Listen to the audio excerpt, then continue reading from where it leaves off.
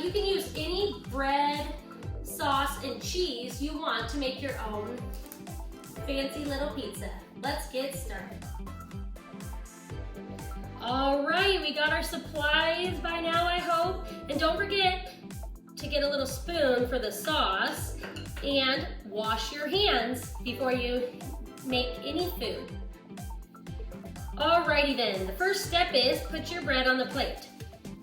Step 2, add some sauce. You can use spaghetti sauce or pizza sauce. Spread it all around. Alright, just finish spreading your sauce around here. Then you gotta add your favorite kind of cheese and sprinkle on however much you'd like. And then you can cook it in the oven on 350 or heat it up in the microwave. Think about some letter P toppings you could put on there like pepperonis or peppers.